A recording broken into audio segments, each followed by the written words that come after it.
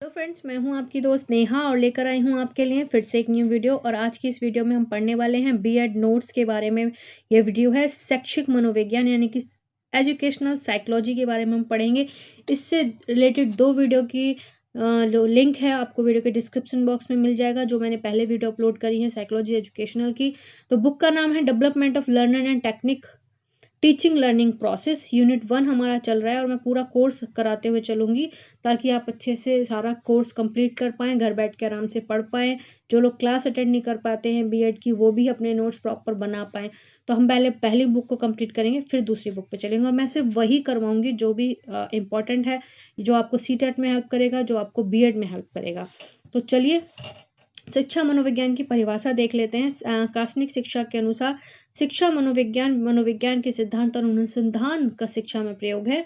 JS. Stephen के अनुसार शिक्षा मनोविज्ञान शैक्षणिक विकास का क्रमिक अध्ययन है। सी.एस. स्किनर के अनुसार शिक्षा मनोविज्ञान अनुसंधानों का शैक्षिक परिस्थितियों का प्रयोग करता है, जो शैक्षिक परिस्थितियों में मानव तथा प्राणियों से संबंधित होती हैं। नेक्स्ट है हमारा शिक्षा मनोविज्ञान के सिद्धांतों को अपनाकर विधायक पॉजिटिव विज्ञान का स्वरूप ग्रहण कर लेता है। शिक्षा मनोविज्ञान जीवन के वास्तविक आदर्शों की प्राप्ति में सहायता करता है। शिक्षा मनोविज्ञान विद्यार्थियों, अध्यापक और अभिभावकों के लिए आवश्यक रूप से ज्ञान अर्जन करता है। शिक्षण अधिगम के क्षेत्र में शैक्षिक मनोविज्ञान का क्या योगदान है, आज हम यही पढ़ने वाले हैं कि शिक्षा जो मनोविज्ञान है उसका हमारे जो शिक्षण का प्रोसेस है, हमारा एजुकेशनल प्रोसेस, उसमें क्या योगदान है। तो शिक्षा मनोविज्ञान ने समाज के पक्ष में दो पहलू प्रस्तुत किए, व्यवहारिक और सैद्धांतिक, यानी कि प्रैक्टिकल और थ्योरेटिकल। अध्यापक, छात्र, अभिभावक सभी के लिए इसका सैद्धांतिक तथा व्यवहारिक महत्व है। आधुनिक युग में शिक्षा का आधार ही मनोविज्ञान है। शिक्षा मनोविज्ञान का महत्व इस प्रकार बताया जा सकता है। तो फ्रेंड, जितना भी आपको हाईलाइटेड चीजें दिख रही हैं, बस आपको वही नोट डाउन करना है, वही पढ़ना है, क्योंकि यही इंपॉर्टेंट है। आपको फालतू की चीजों को पढ़ने की जरूरत नहीं है, तो जिससे आपके नोट्स भी कवर अप होंगे और आपको ज़्यादा नहीं लिखना पड़ेगा, आपको ज़्यादा समझना नहीं पड़ेगा। तो जितनी चीज़ें आपको अच्छे से समझ में आ जाए, मैंने वही चीज़ें हाईलाइट की हैं। तो पहला बाल केंद्रित शिक्षा है, चाइल्ड सेंटर्ड एजुकेशन। तो आज की जो एजुकेशन है वो आपने देखी होगी, 2005 से जो पाठ्यक्रम चेंज हुआ है उससे लेकर अब तक बालक मेन बिंदु हो गया है शिक्षा का, ना कि टीचर।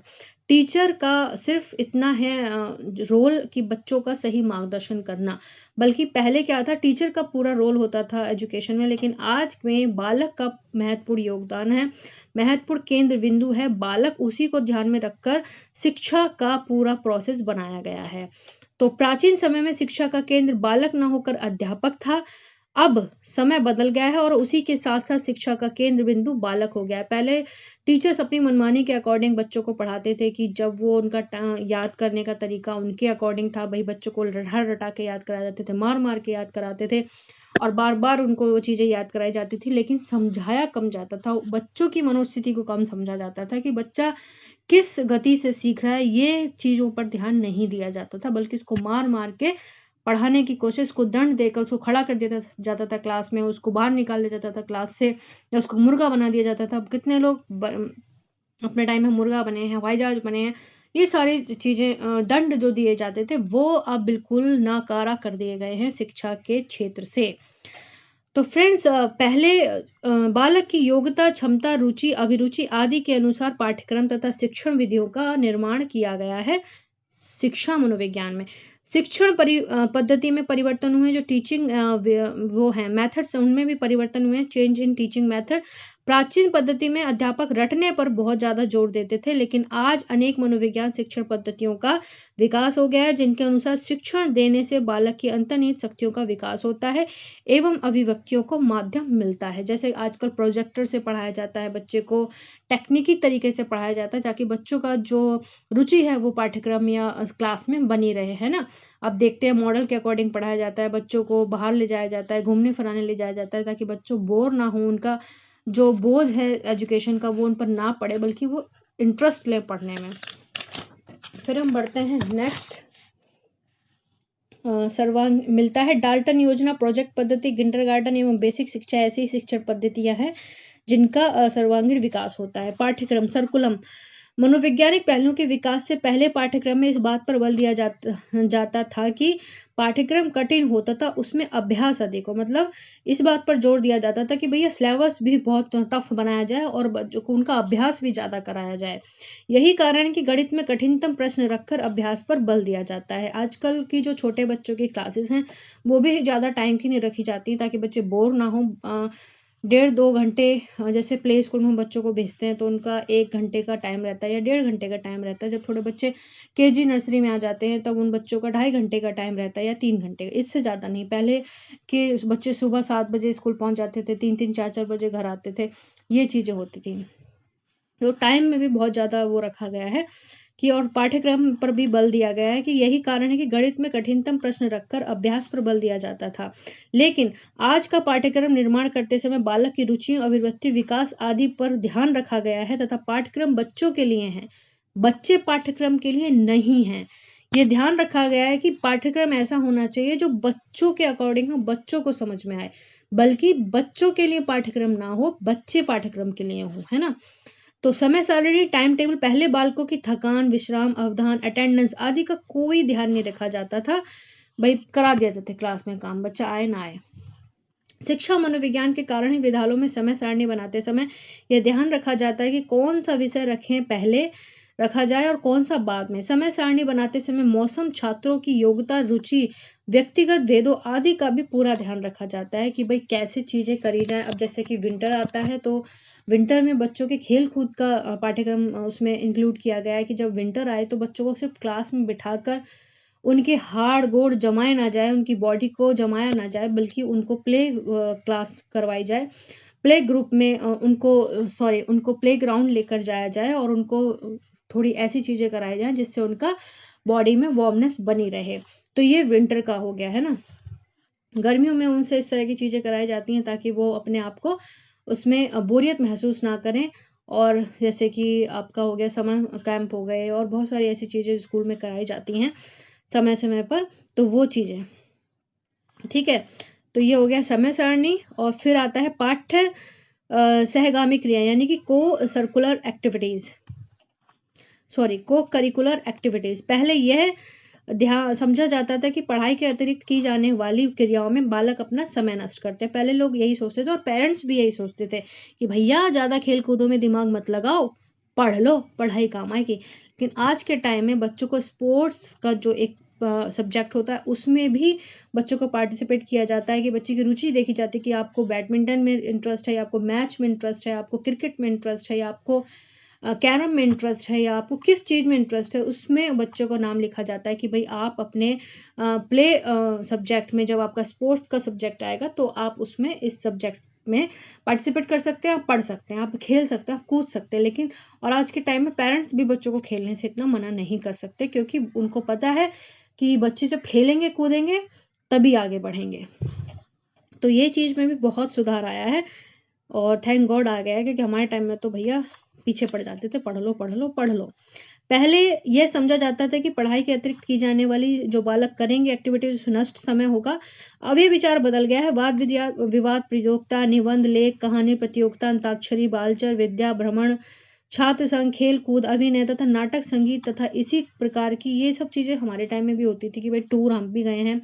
लेकिन पढ़ाई का थोड़ा सा ये था, टीचर्स में थोड़ा सुधार नहीं था। लेकिन आज के टाइम में टीचर्स में बहुत सुधार आया। हमारे टाइम में टूर हम जाते थे, हम घूमने भी गए हैं, हम वाद विवाद प्रतियोगिता भी हमने की है, निबंध, ये खेल कूद ये सब हमने किए हैं। लेकिन आज का लेवल और पहले के लेवल में बहुत अंतर आया है। तो ये सब क्रियाओं को पाठ्यक्रम में स्थान देने का कारण बालकों के सर्वांगीण विकास में बहुत सहयोग देता है। बच्चों का जो सर्वांगीण विकास होता है वो इन सब चीजों से होता है। अनुशासन, सिर्फ बच्चे को बुक पकड़ा देने से बच्चा इंटेलिजेंट नहीं बनता है, बल्कि उसको समाज में ले जाके उसको सबसे इंट्रोड्यूस कराए, उसकी प्रकृति, उसके नेचुरल, उसका वातावरण, उसका हर चीज़ से उसको जब तक इंट्रोड्यूस नहीं कराएंगे, उसको खुद से इंट्रोड्यूस नहीं कराएंगे, तब तक वो कोई भी चीज़ में आगे नहीं बढ़ सकता। शिक्षा में मनोविज्ञान सिद्धांतों के प्रवेश के कारण यह धारणा निर्मूल हो गई कि डांटते ही बालक बिगड़ जाता है, या नहीं सॉरी, डंडा हटाते ही बालक बिगड़ जाता है, ये जो धारणा है वो अब हट गई है। अब शिक्षाविद ये अनुभव करने लगे हैं, जो टीचर्स हैं वो अनुभव करने लगे हैं कि डंडे, मारपीट एवं भय के बल पर बालकों का सर्वांगीण विकास नहीं किया जा सकता। मनोवैज्ञानिक परीक्षणों ने यह भी सिद्ध कर दिया है कि छात्र अपराध भी करने से दंड से डरते नहीं हैं, क्योंकि आज के टाइम में दंड से बच्चे अब नहीं डरते। यही कारण है कि यदि कोई छात्र कक्षा में या कक्षा के बाहर कोई अपराध करता है तो उसको दंड से ना दबाकर उसके कारणों की खोज की जाती है। स्कूल में ये चीजें बहुत ज्यादा अब कर दी गई हैं अलाउड, कि भाई बच्चा अगर कोई गलती करता है तो उसको सबके सामने उसकी इंसल्ट ना करके बल्कि उसके कारण को खोजा जाए कि उसने ऐसा क्यों किया है, ठीक है, और उसका सही टाइम पे सही ट्रीटमेंट यानी कि सही उपचार उस पर बल दिया जाता है। स्वस्थ वातावरण, हेल्दी एनवायरनमेंट। रविन्द्रनाथ ठाकुर ने अपने समय के एक स्कूल का वर्णन करते हुए कहा है कि उस स्कूल में दीवारों बहुत खराब और काली थी, रोशनदान नहीं थे, बैठने की व्यवस्था नहीं थी आदि। शिक्षा के क्षेत्र में अन्य बातों में यह भी अनुभव किया जाने लगा कि स्वस्थ बालकों की स्वस्थ शिक्षा के लिए स्वस्थ वातावरण की आवश्यकता है। स्वस्थ वातावरण छात्रों से सीखने के प्रति अधिक रुचि उत्पन्न करता है। विद्यालय के वातावरण में अर्जित ज्ञान का स्थानांतरण व्यवहारिक जीवन में हो सके, बालकों का मानसिक एवं शारीरिक स्वास्थ्य बना रहे यह प्रयास किया जाता है। फिर आता है अनुसंधान यानी कि रिसर्च। नया विज्ञान होने के कारण शिक्षा के क्षेत्र में अनेक रिसर्चों की संभावना है।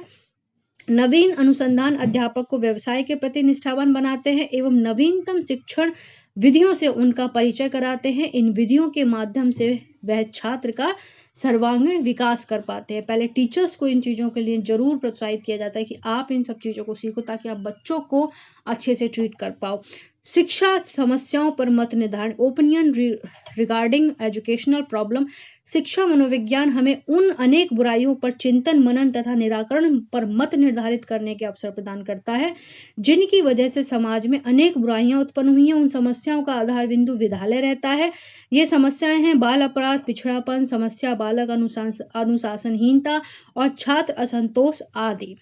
मापन एवं मूल्यांकन, वैल्यूएशन और मेजरमेंट शिक्षा मनोविज्ञान का महत्वपूर्ण योग है। मापन तथा मूल्यांकन की विधियों का विकास तथा प्रयोग। इन विधियों के माध्यम से यह प्रयत्न किया जाता है कि बालक की योग्यता का सही मापन हो एवं उनके द्वारा की गई प्रगति का मूल्यांकन भी सही हो। मापन की नवीन विधियों ने शिक्षा में अपव्यय यानी कि वेस्टेज एवं अवरोधन को कम किया है। आज बालक की रुचि, योग्यता, अभिरुचि, अंतर्निहित योग्यताओं का मापन करने यानी कि जो उनके अंदर की एक्टिविटीज हैं, जो उनको सृजनात्मक यानी कि जो बच्चे एक्टिविटीज करना चाहते हैं, क्रिएटिविटी करना चाहते हैं, उन सब चीजों को ध्यान में रखकर उनकी विकास की दिशा दी जाती है। इससे बालक को जीवन की सही दिशा मिलती है और वह अपनी क्षमता तथा योग्यता का उच्चतम विकास करता है। नेक्स्ट है हमारा शिक्षा के उद्देश्य की प्राप्ति में भी सहायक है। Helpful in achieving educational AIIMS.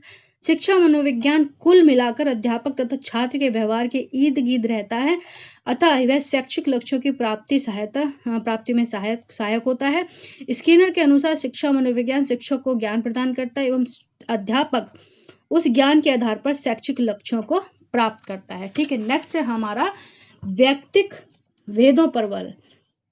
मनोविज्ञान का आधार व्यक्ति है। यह दो व्यक्तियों के समान व्यवहारों को समान क्रिया प्रक्रियाओं का फल नहीं मानता। एक कक्षा में एक अध्यापक के शिक्षण को कुछ छात्र शीघ्र समझ लेते हैं और कुछ नहीं समझ पाते, अतः ऐसे व्यक्तिक भेदों से युक्त छात्रों को व्यक्तिगत शिक्षण की आवश्यकता होती है। मंदबुद्धि, प्रतिभाशाली, विकलांग बालकों की पृथक शिक्षा पर मनोविज्ञान इसलिए बल देता है। मतलब बच्चे जो थोड़े से अलग होते हैं सामान्य बच्चों से, उनको अलग कैटेगरी में रख के, मतलब कैटेगरी नहीं कहेंगे, उनको अलग जगह पर, ताकि वो अपने आप को सहज महसूस करें, उनको ऐसी जगह शिक्षा दी जाती है, उनको और अलग टेक्निक से शिक्षा दी जाती है ताकि वो बच्चे और ज़्यादा अच्छे से टीचिंग एजुकेशनल अचीविंग कर पाएँ। तो फ्रेंड्स, ये थी वीडियो हमारी एजुकेशनल साइकोलॉजी के ऊपर कि इसका योगदान शिक्षा में क्या है। तो अगर आपको वीडियो पसंद आई है तो लाइक, शेयर, कमेंट जरूर कीजिए, आगे जरूर फॉरवर्ड कीजिए ताकि और लोगों की भी हेल्प हो पाए, और चैनल को जल्दी से सब्सक्राइब कर लीजिए मेरी आने वाली और नई वीडियोज़ के लिए। Thank you so much.